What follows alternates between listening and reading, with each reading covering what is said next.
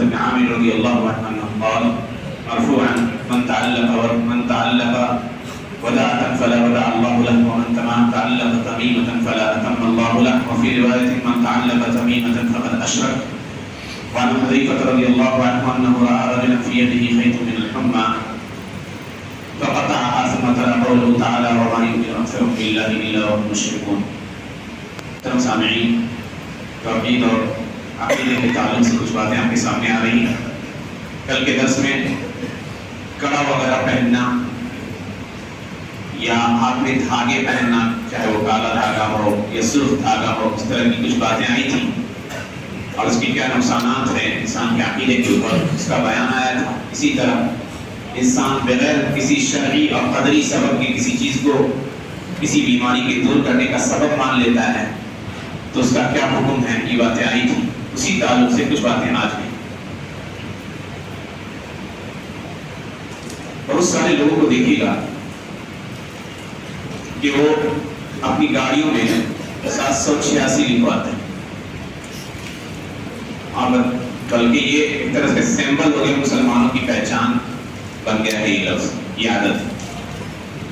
کیا حکم ہے یا کیا اس کی کوئی شرعی حیثیت ہے؟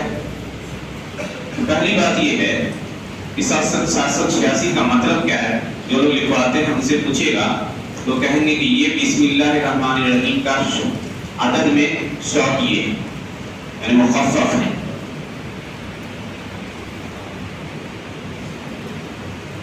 بسم اللہ الرحمن الرحیم لکھنے کے بجائے وہ اس طرح کا حروف لکھتے ہیں، چاہے وہ اپنے گھر پہ، گاڑی پہ، دکان پہ، عموماً اپنی شناخت کی. اس کی کوئی شرعی حیثیت نہیں. گرچہ کچھ لوگوں نے کہا ہے کہ یہ بسم اللہ الرحمن الرحیم پہ دلالت کرتا ہے، اس کے لیے اسے استعمال کرنے میں کوئی حرج نہیں ہے، کیونکہ بسم اللہ لکھے گا کوئی انسان تو اس کی توہین ہو سکتی ہے. یہ فالتو کی بکواس کہہ سکتے ہیں، قرآن حدیث سے اس کا کوئی تعلق. اللہ کے نبی صلی اللہ علیہ وسلم غیر مسلموں کو خط لکھتے تھے تو بسم اللہ الرحمن الرحیم لکھتے تھے. فارس کے بادشاہ کو خط لکھا اور سب سے پہلے آغاز کیا بسم اللہ الرحمن الرحیم کے ذریعے، اور آپ کو یہ اطلاع بھی ملی کہ آپ کے خط کو اس نے پھاڑ دیا ہے. تو آپ نے بددعا کی تھی کہ اللہ اس کے ملک بادشاہ کو پھاڑ ڈالے، ٹکڑے ٹکڑے کرتا ہے. غیر مسلم بادشاہوں کے نام آپ خطوط لکھا کرتے تھے. مکہ والوں سے صلح حدیبیہ کے موقع پہ معاہدہ ہوا، لکھا بسم اللہ الرحمن الرحیم یا بسمک اللہم، اس طرح کے کلمات. حضرت سلیمان کا قصہ گزرا ہے پیچھے کچھ دن پہلے، جب انہوں نے ملکہ سبا بلقیس کے نام خط لکھا انہ من سلیمان و انہ بسم اللہ الرحمن الرحیم. کوئی حرج نہیں ہے کہ آپ بسم اللہ الرحمن الرحیم لکھیں، یا یہ جو ہے کہہ دے کہ یہ کلمہ غیر مسلموں کے ہاتھوں میں جائے. اللہ اچھے جا کے آپ اس کے بدلے میں عدد کے نام پہ طرح طرح کی چیزیں ایجاد کر لیں جیسے کہ لوگوں نے کی. چنانچہ اسی قبیل کی چیز ہے تعویذ، اور اس کو کبھی کھول کے دیکھے گا تو اس میں مختلف طرح کا عدد لکھا ہوتا ہے. اس کی حیثیت اصلیت اللہ ہی جانے. اور مسلمانوں کا ایک بڑا طبقہ گمراہ ہوا ہے اس سلسلے میں. اللہ کے نبی صلی اللہ علیہ وسلم نے دعا کی ایسے شخص کے لیے کہ جو تعویذ لٹکاتا ہے اللہ اس کی مراد کو کبھی پوری نہ کرے. اور جسے حدیث کہا من تعلق تمیمۃ فقد اشرک، جس نے تعویذ لٹکائی اس نے شرک کیا. اب اس بحث کو چھوڑ دیجیے کہ تعویذ میں لکھی ہوئی چیزیں کیا ہے، کیا وہ قرآن سے ہے یا قرآن کے علاوہ سے. قرآن کے کلمات کو بھی اگر انسان تعویذ کے طور پہ لٹکا کر پہنے تو علماء کی جو بڑی جماعت اس بات کے قائل ہے کہ وہ جائز نہیں. شیخ عبدالعزیز بن باز رحمہ اللہ کہتے ہیں کہ جائز ہے، لیکن شیخ الفہمی نے بڑی شاندار بات لکھی. انہوں نے کہا نہیں، یہ قرآن کی توہین کا ایک ذریعہ بن سکتا ہے. آپ اس تعویذ کو لے کر باتھ روم میں جاتے ہیں. دوسری چیز، جب ہم اس دروازے کو کھول دیتے ہیں تو بہت سارے لوگ ایسے ہیں جو اس کے جواز سے استدلال کرتے ہوئے دوسری چیزوں کو بھی ایڈ کر دیں گے. کہیں گے جب قرآن سے تعویذ جائز ہے تو دوسری چیزوں سے بھی جائز ہے.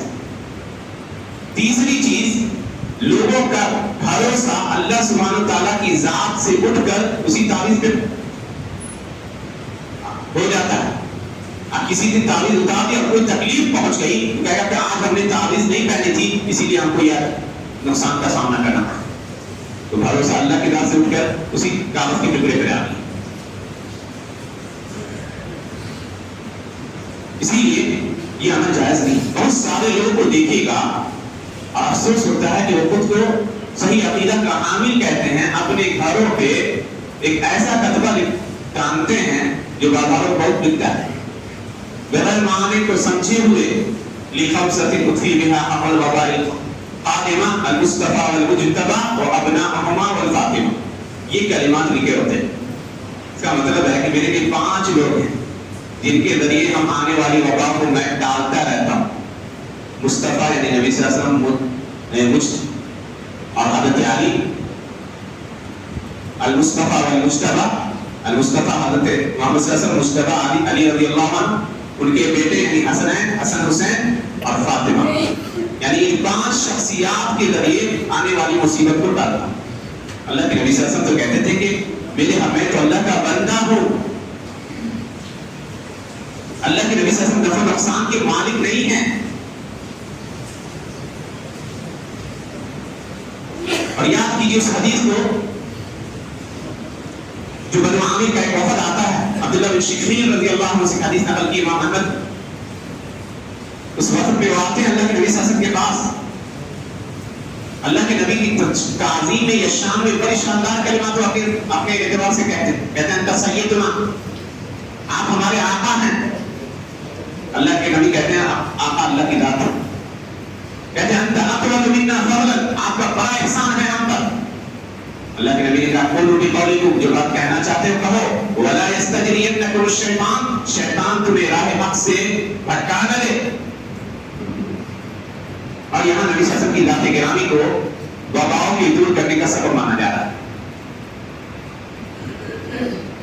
اور یہ ایک بات اور کہتا چلو, قرآن کریم کی آیات کو بہت سارے لوگ لٹکاتے ہیں اپنے گھروں. شیخ بن باز نے کہا کہ اگر نصیحت کے لیے ہے, تذکر کے لیے تو کہتے ہیں وہ جائز, نصیحت حاصل کرنے کے لیے تو کہتے ہیں جائز. لیکن یہاں پہ بھی ابن عثیمین رحمہ اللہ نے کہا کہ ہم پوچھیں گے کہ آپ کیوں لٹکا رہے قرآن کی آیات. وہ کہے گا بندہ لٹکانے والا کہ اس سے ہمیں اللہ کی یاد آئے گی تو ہم موعظت حاصل کریں گے. دوسری بات, پریشانیوں کو دور کریں گے قرآن کے ذریعے, شر کو. تو کہیے کہ سلف کا یہ طریقہ نہیں رہا, صحابہ کرام کا یہ طریقہ نہیں رہا. قرآن کریم کو پڑھا کرتے تھے, لٹکایا نہیں کرتے تھے.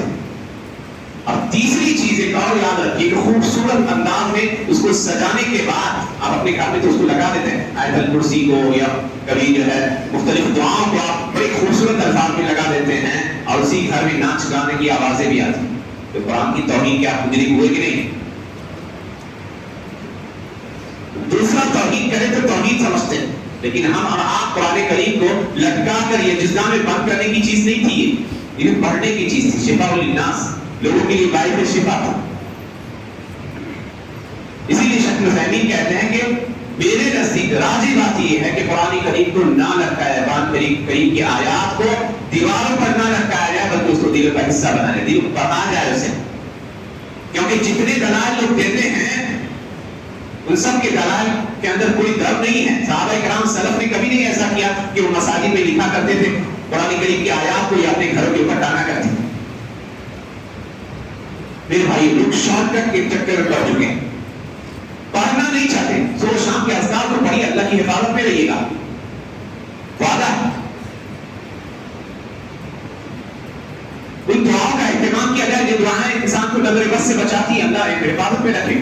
عبداللہ بن مسعود رضی اللہ عنہ جب اس حدیث کو کوٹ کرتے تھے کہ اتنا وقا اور تباہ مکتے والا تشدد, تو ان کی بیوی نے کہا تھا زینب نے کہ آپ یہ کہتے ہیں کہ یہ شرک ہے, جھاڑ پھوک. حالانکہ میں فلاں یہودی کے پاس جایا کرتی تھی, میرے آنکھ میں تکلیف تھی, جب وہ جھاڑ دیتا تو میں ٹھیک ہو جایا کرتی. تو انہوں نے کہا کہ وہ تو شیطان تھا جو تمہارے آنکھ میں اپنے ہاتھ کو چبو رہا تھا. تو تم چونکہ اس یہودی کے پاس جاتی تھی اور وہ شرکیہ تعبیر جھاڑ پھوک تمہارے اوپر کر دیتا تھا, تو تم سمجھتی تھی کہ اس کے جھاڑ کے اثر سے ٹھیک ہوا ہے. ایسا نہیں ہے, شیطان اپنے ہاتھ کو روک لیا کرتا. اگر تمہیں ایسی تکلیف ہو تو دعا کرو اللہم آذی بالناس رب الناس واشف انت الشافی لا شفاء الا شفاءک شفاء لا یغادر سقما. یہ دعا کرو انشاءاللہ دور ہو جائے گی تکلیف. عقیدے کی بہت ساری خرابیاں ہمارے معاشرے میں آ چکی ہیں, بہت سارے مسائل, اور اسی لیے میں نے جیسے کہ کہا کہ اگر جھاڑ پھوک جو ہم رتیا کرتے ہیں جائز ہے, اگر وہ قرآن کریم سے ہو سنت سے, کیونکہ اللہ نبی صلی اللہ علیہ وسلم نے کہا سورہ فاتحہ کے بارے میں کہ یہ رتیا ہے, اور کہا من اراد بکم ان ينفع اخاه فلينفع, جو اپنے بھائی کو فائدہ پہنچانا چاہے پہنچا سکتا ہے, لیکن قرآن کریم کے علاوہ کے الفاظ سے ہو جو غیر مفہوم باتیں ہو, اور خاص طور سے ایک کتاب بازاروں میں چلتی ہے نقش سلیمانی, اور اس میں عجیب و غریب طرح کی چیزیں مذکور ہیں جو شیطانی اور کہہ دیجئے کہ خرافات کی چیزیں ہیں, ان کے ذریعے لوگ جھاڑ پھوک کا پیشہ اختیار کرتے ہیں, شیطان کو خوش کرتے ہیں, تو یہ عمل سراسر باطل اور گمراہ ہے. راجح قول سلف کا یہی ہے, تعبیر کے اس طرح کی چیزوں میں اس کا لٹکانا جائز نہیں. گرچہ صحابہ میں سے کچھ لوگوں نے کہا کہ قرآن کریم کی آیات ہو تو اس کو لٹکایا جا سکتا ہے, لیکن صحیح قول یہ ہے انشاءاللہ کہ چاہے وہ کوئی بھی چیز ہو, قرآن سے ہو یا غیر قرآن سے ہو, آپ تعبیر وغیرہ نہیں لٹکا سکتے. حضرت حذیفہ رضی اللہ عنہ کی حدیث نقل کی ہے, کہا انہوں نے ایک شخص کے گردن میں ایک ہاتھ میں دیکھا کہ بخار کی وجہ سے دھاگا پہن رکھا, تو اسے کاٹ ڈالا, اور کہا وما یؤمن اکثرهم باللہ الا وهم مشرکون, اکثر لوگ یہ اللہ پر ایمان نہیں رکھتے ہیں مگر ان کی اکثریت شرک میں مبتلا ہے. تو سلف جو ہے شرک اصغر پر شرک اکبر کی آیات کے اوپر دلالت کرنے والی آیتوں سے استدلال کیا کرتے ہیں. حضرت ابو بشیر الانصاری کہتے ہیں کہ نبی صلی اللہ علیہ وسلم کے ساتھ ہم سفر میں تھے, آپ نے ایک قاصد کو بھیجا اور کہا کسی بھی اونٹنی یا اونٹ کے گردن میں کوئی قلادہ ہو اس کو کاٹ ڈالو. یہ ساری چیزیں جو ہمارے معاشرے میں رائج ہیں, چاہے وہ 786 کی شکل میں, چاہے وہ لیخام ستر والی کتبے کی شکل میں, ان چیزوں سے بچیے. قرآن کریم تلاوت کے لیے نازل ہونے والی, اس کو عمل کرنے والی کتاب ہے, سجانے کے لیے خوبصورت الفاظ میں لکھ کر اس کو ٹانگ دینے سے آپ کو کوئی فائدہ نہیں ہوگا, بلکہ کہیں نہ کہیں آپ اس کی توہین کے مجرم بنتے ہیں. آپ کے گھر میں قرآن کریم کی آیت الکرسی ٹنگی ہوئی ہے اور آپ گانے بجانے بھی سن رہے ہیں اسی گھر, یہ قرآن کی توہین نہیں ہے تو کیا ہے؟ قرآن دلوں کے لیے شفا ہے.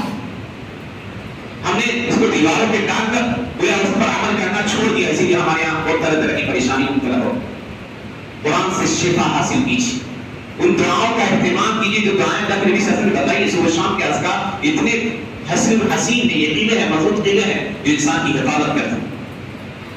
اللہ کے نبی نے کہا من صلی الفجر فی جماعت فهو فی ذمۃ اللہ, جو فجر کی نماز باجماعت پڑھتے وہ اللہ کی حفاظت میں ہوتا ہے. تو جو شخص فجر کا باجماعت نمازی ہے اسے انشاءاللہ کوئی تکلیف نہیں ہوگی, چاہے وہ کچھ بھی رکھے. تو ان چیزوں سے بچیے, حقیقت کی طرف آئیے, وہم اور خرافات سے مت پڑھیے. امت کا ایک بڑا طبقہ ان چیزوں میں پڑھ کر اپنا ایمان کھو بیٹھا. اللہ سبحانہ وتعالیٰ سے دعا ہے کہ اللہ سبحانہ وتعالیٰ ہمیں دین کے مسائل کو صحیح طریقے سے سمجھنے اور ان کے مطابق عمل کرنے کی توفیق عنایت فرمائے. آمین. وآخر دعوانا